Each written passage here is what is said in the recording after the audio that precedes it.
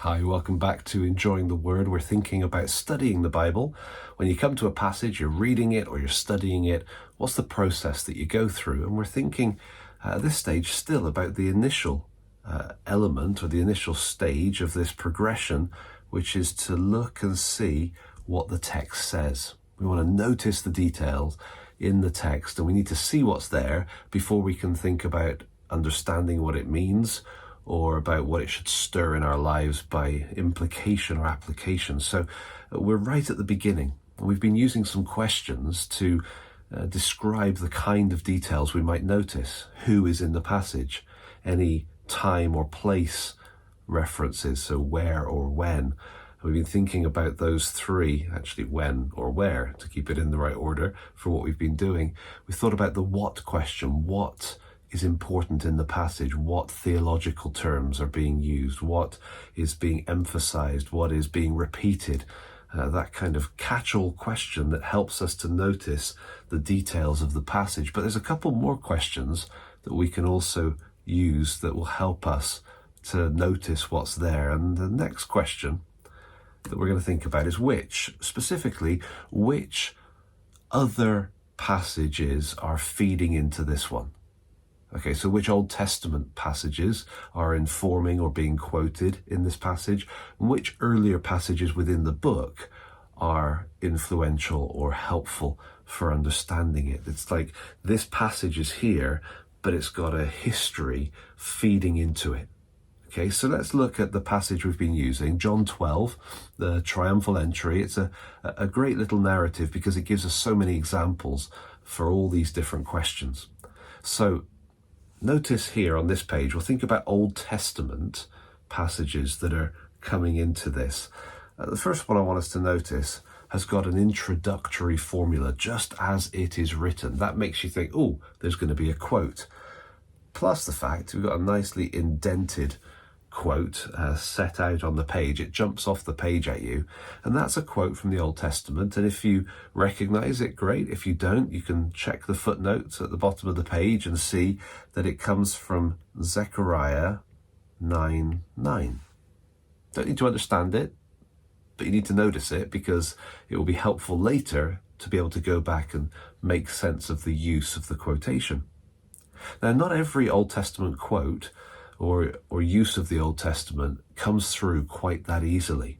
For example, notice what the crowd says as Jesus is coming. Blessed is he who comes in the name of the Lord, even the King of Israel. This is Old Testament language that's being used. There's no introductory formula. There's no indenting to kind of set it apart. And it's a good chance you could miss it and not realize, but it is Old Testament language. So let's make a note of it. It's Psalm 118 and the last couple of verses, 25, 26. Old Testament language that's being used in the New Testament context. So we've got the quote that John uses from Zechariah 9:9 to explain. We've got the quote that the crowd's using, the language that's being used. Then you've got Old Testament awareness that's feeding into a passage. Okay, this is a slightly lower level, I suppose, of significance, but you need to be aware of it. So think about the feast. The Feast of Passover specifically has an Old Testament history. There's the event, let me see if I can just make a note up here, Exodus 12, the event of the Passover as Israel was coming out of Egypt. And also you've got the Passover as a feast in passages like Leviticus 23. So this isn't referring back to that specifically, but it's assuming that you know that. That's why it just says the feast. It doesn't give you a little potted history of it because the Old Testament's there for you to be aware of. And I suppose there's one more that I want to point out here, and it's not actually an Old Testament use, but it's just to make the point that you can sort of make this up, and that's not helpful. So let me just take this phrase right in the middle here, this two words, crying out. You could take crying out and you could go back into the Old Testament and you could come up with multiple examples of groups of people crying out. Doesn't mean that that is what's being described here. This isn't a free-for-all where you get to sort of pick and mix your Old Testament passages. So you could find armies crying out as they set out to war. You could find the passage about women crying because their children have been taken off into exile, or you could find any number of examples of people crying out as a group.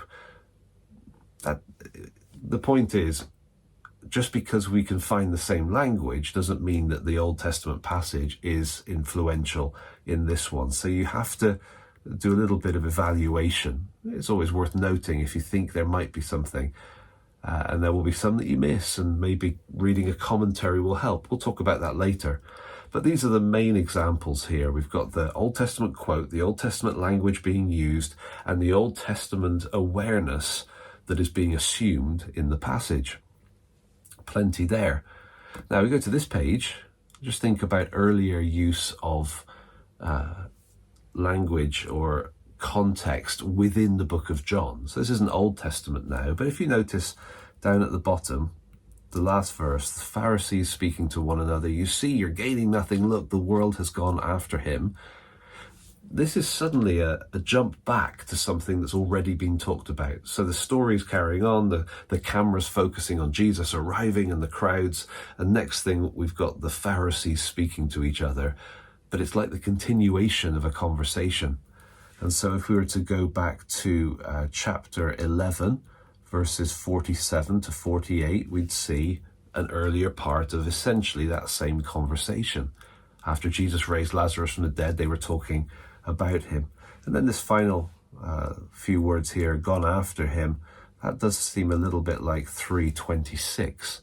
That's where John the Baptist is approached and told, look, all the crowds that were flocking to you, they're now going after Jesus. So it's the same sort of language, the movement of people towards Jesus. Maybe that's a tiny theme within John's gospel. So just a couple of examples there. So sometimes the passage that's feeding in is way back in the Old Testament. Sometimes it's just 2 paragraphs ago. But it's good to notice anything like that. Which passages are influencing this passage? We don't need to make sense of it. We just need to notice it as much as we can, because once we look and see what the text says, we'll then be able to start to learn what the text means. That's the next stage. Okay, thanks for watching.